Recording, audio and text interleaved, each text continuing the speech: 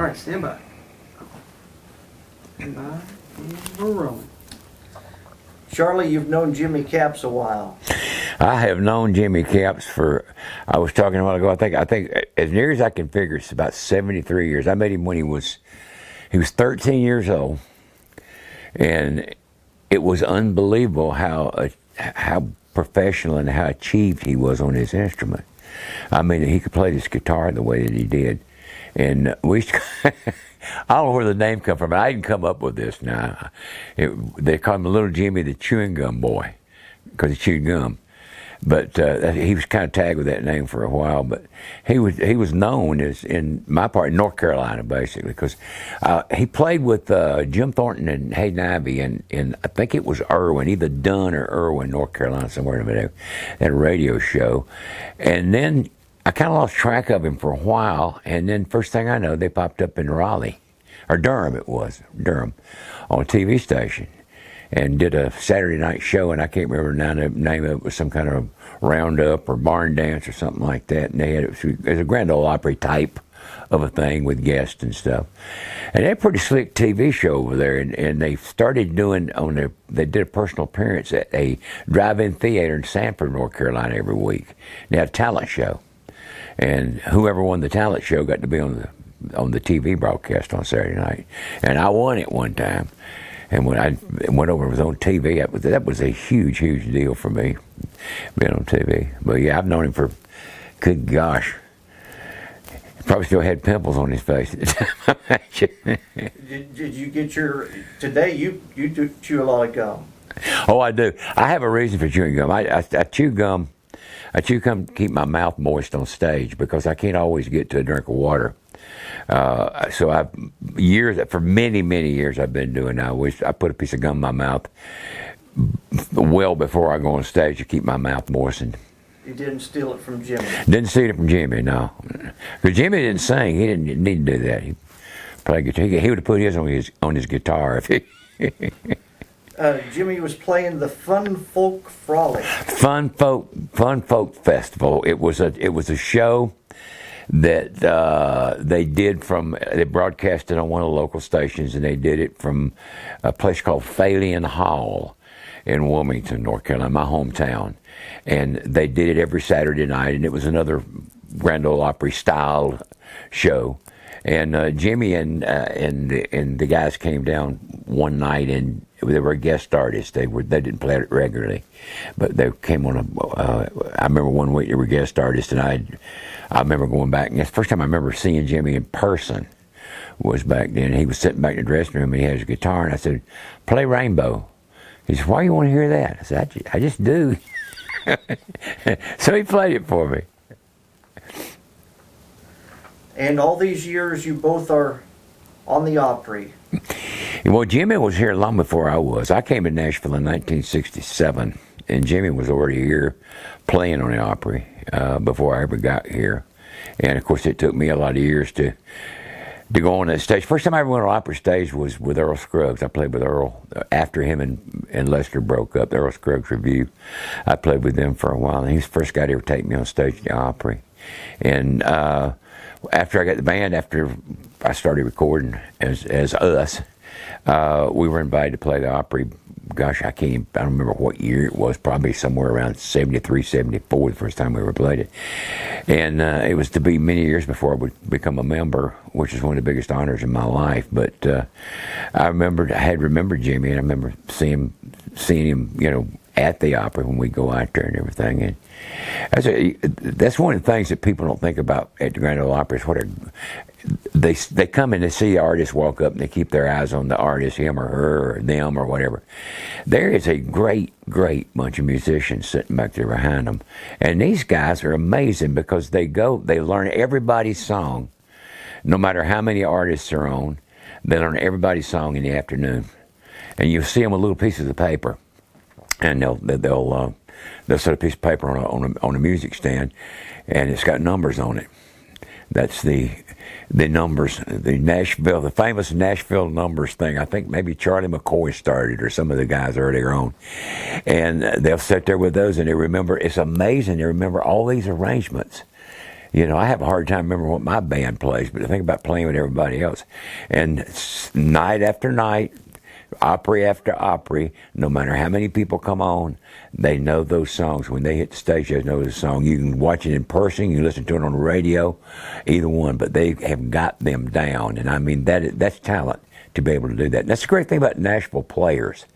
The Nashville players are exceptional in that you take a song into a studio that they've never heard before. And they'll sit there and chart it, put the numbers down for it, start playing it, and this guy does this, and this guy does that, and this guy does this. The first thing you know, you've got a great arrangement going. Nothing written out, no charts in front, no arrangements that have been scored by some arranger, but just the guys themselves. They just sit around, listen to your song, and make something out of it. And they do it all in a period of 3 hours. I mean, you know, if you want to, if you put a time, that's the union limit. You're going to overtime after that. And people used to try to cut 3 songs in 3 hours. Now that's pretty amazing. You take 3 songs that somebody's never heard. You go in, you play it for them. They cut that one. You play the other one. They cut that one. They play the other one. They cut that one. You can do 3 songs that they've never heard in 3 hours' time. And I guess that's what conditioned everybody for playing the Opry, because people are bringing songs in and they're so used to doing it. They just goes in here. It takes a special mental process to do that. And Jimmy has been there just about 61 years now.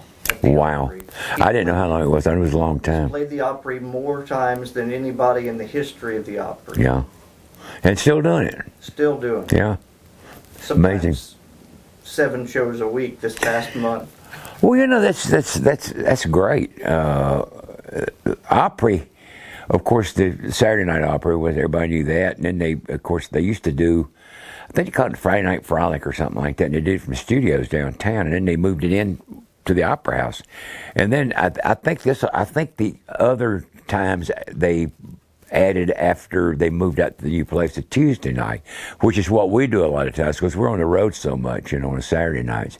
And then the Thursday night down at the Ryman Auditorium. So you got Tuesday, Thursday, Friday, and Saturday. And if they do 2 shows on any of those nights, which they do quite often, you end up with quite a few shows. I'm sure Jimmy likes that. There's a good union scale for that.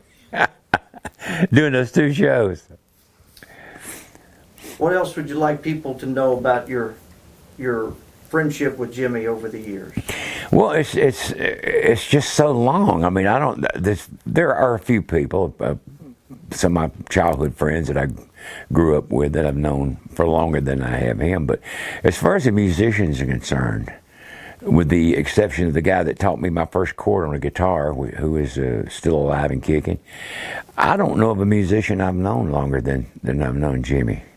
Like I said, 73 years, that's a long time. He was, of course, we're both in our 80s now. And the wonderful thing is that the good Lord's blessed us. We're still picking. We're still making a living doing this. And it's an enjoyable way to live if you love it, and we both love it. So. You mentioned he was your hero back then. Well, he's every kid's hero. I mean, he got 13 years old.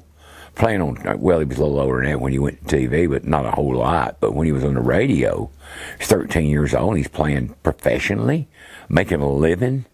I mean, you know, probably having to get notes wrote so he could get out of school and go play.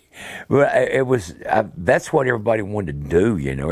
I started playing when I was probably 14 or 15, so I'm a couple of years older. I'm 3 years older than Jimmy, in fact. So at the time he was his age, you know, I was a little older, but I had just started playing. And he was already an accomplished musician.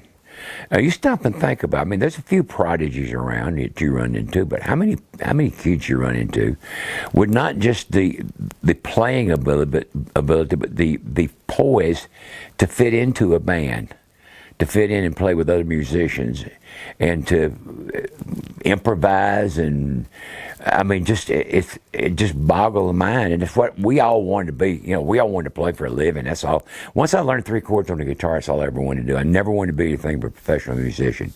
And here's this kid, 13, 14, 15, 16 years old.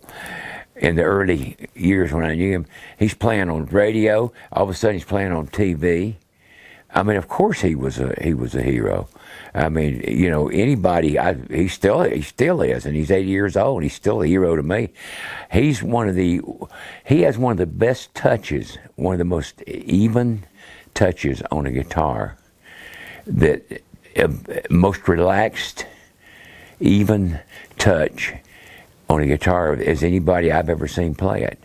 He is totally in control of his instrument when he sits down and he takes his instrument. He is totally in control of it. I mean, it's a God-given talent. I'm all over the place trying to, you know, figure out what I'm going to do, where I'm going to put my fingers and stuff. Jimmy, it's like, you know, like the guitar is just an extension of who he is. It's like it's part of him. So relaxed, so easygoing, so it's tasteful. Everything he does is tasteful. He's right on the beat. Amazing guy. He chose the name of his book, The Man in Back. Well, that's a good name for it, because he's always back there. He's always stood back there. He's always stood back behind somebody playing. I remember a funny thing happened. He came when I saw him in Jacksonville, which is the first time he remembers meeting me. He was playing with an outfit they did Leuven Brothers covers. I can't remember the name of I was talking to him about that a while back, and he told me who they are, but I can't remember. And they were doing a drive-in theater. It was a Saturday, and they were doing drive-in theater that night. And somehow or another, I got up with him in the daytime, and I was playing a jam session. I said, "Come down to the beer joint I was playing in and sit in with me." He came down, and I gave him a guitar. I said, "I need a pick." I gave him a pick, and the sucker, one of them big old triangle picks. He said, "That ain't a pick, that's a shovel." So it got me interested in he used a little pick, you know, and the way he got around the string, so I started cutting down my pick size. Charlie, thank you very much. It's my pleasure. You gave us a lot more than that. It's my pleasure. Thank you. Couldn't have asked for anything better. Well, I'm glad you're happy.